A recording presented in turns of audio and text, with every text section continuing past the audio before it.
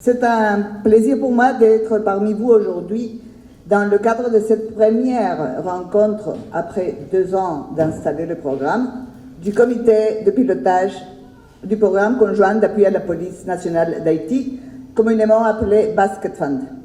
Notre présence ici aujourd'hui témoigne de notre engagement envers la sécurité et la stabilité de la nation haïtienne. Tout d'abord, je voudrais vivement remercier les autorités nationales, particulièrement celui du Monsieur le Premier ministre, où sa présence ici témoigne sa volonté politique et son support à ce programme d'appui à la PNH. De plus, je remercie l'ensemble des partenaires pour leur appui et leur engagement à soutenir la police nationale d'Haïti. Cette dernière fait face avec courage et abnégation aux multiples défis de maintien de la sécurité et de l'ordre public, particulièrement affectés par la violence inouïe des gangs armés.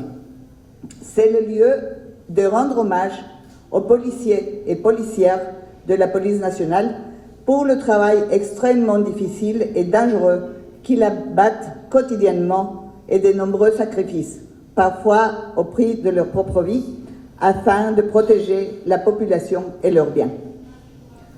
Haïti, la nation de la lutte pour la liberté et des défis persistants, se trouve aujourd'hui à un nouveau carrefour crucial de son existence. L'escalade de la violence, orchestrée par les gangs armés, a plongé le pays dans un état d'insécurité chronique et profond, menaçant la stabilité de l'État et le bien-être des citoyens. À cet égard, le renforcement de la capacité des institutions et des services de l'État, au premier rang la police nationale d'Haïti, constitue un enjeu majeur. Il est donc essentiel de continuer à investir massivement dans le renforcement des secteurs du système sécuritaire et l'accent doit être mis en particulier sur l'expansion et la professionnalisation des forces de police ainsi que sur l'amélioration du système judiciaire et correctionnel. Nous reconnaissons également les efforts du gouvernement pour prioriser ces secteurs dans le budget national, démontrant ainsi son engagement envers la sécurité et la justice. L'insécurité qui se vit en Haïti touche également de nombreux pays de la sous-région, même le mien, l'Équateur, à cause de l'expansion du crime organisé et transnational alimenté par le trafic d'armes, des stupéfiants et des êtres humains, et l'accroissement des réseaux criminels entre les gangs. Ces derniers, particulièrement actifs en Haïti, cherchent à combler un vide historique en matière de gouvernance en profitant de l'insécurité chronique en convoitant de nouveaux territoires pour consolider leur emprise sur la population. Cette situation empêche les autorités nationales d'investir dans les services de base et des projets sociaux, empêche aussi au secteur privé de se développer, et comme corollaire, la pauvreté et les manques d'opportunités, surtout pour les jeunes, gagnent du terrain, créant un environnement fertile pour le continuel développement des gangs armés. Face à cette situation, malgré un contexte international défavorable, la communauté internationale et les systèmes des Nations Unies poursuivent leur engagement pour apporter une assistance multiforme en Haïti. Le déploiement de la mission multinationale non onusienne d'appui à la sécurité, MMAS, autorisée par le Conseil de sécurité le 2 octobre, devrait permettre d'appuyer et accompagner la police nationale à lutter efficacement contre les actions des gangs et au rétablissement de l'ordre.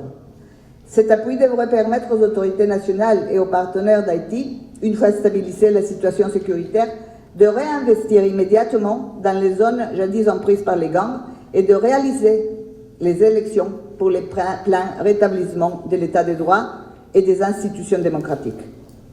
Des obstacles sont malheureusement constatés quant à l'opérationnalisation de cette mission.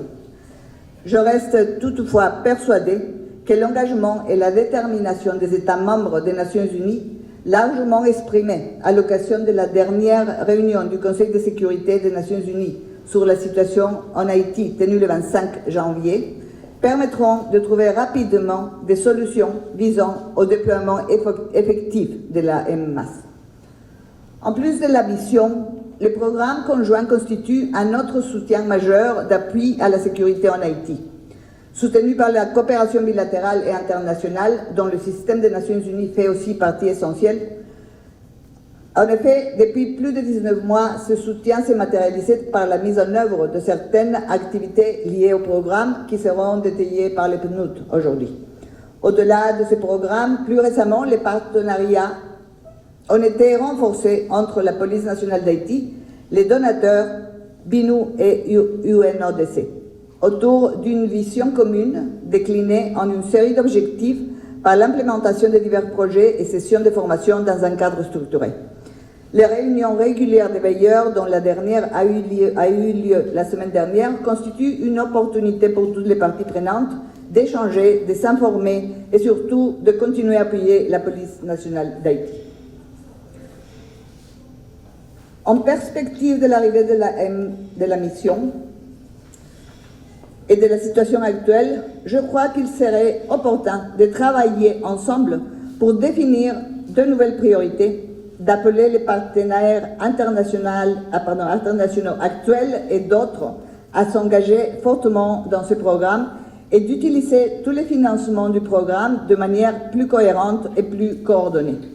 Cela nous permettra d'être plus effectifs et plus efficaces dans les résultats attendus. Au demeurant, force est de constater que les défis sécuritaires restent énormes, particulièrement à Port-au-Prince et en Artibonite, et que la Police nationale d'Haïti continue d'être confrontée à des défis infrastructurels, organisationnels, opérationnels et de la perte significative de ses effectifs, qui nécessitent la continuité de notre engagement et la mobilisation de fonds supplémentaires pour le soutenir davantage. Je me réjouis des efforts fournis par les autorités nationales pour accroître les ressources de la police nationale. Cependant, cela reste insuffisant par rapport à la menace grandissante des gangs qui profitent de la crise socio-économique et humanitaire pour étendre leur influence, leur pouvoir et leur rente tirée de leur activité criminelle. Pour finir, je voudrais juste dire que dans ce contexte, nous aspirons à instaurer une nouvelle dynamique au sein du Basket Fund, visant à catalyser des changements significatifs et durables dans le paysage sécurité d'Haïti.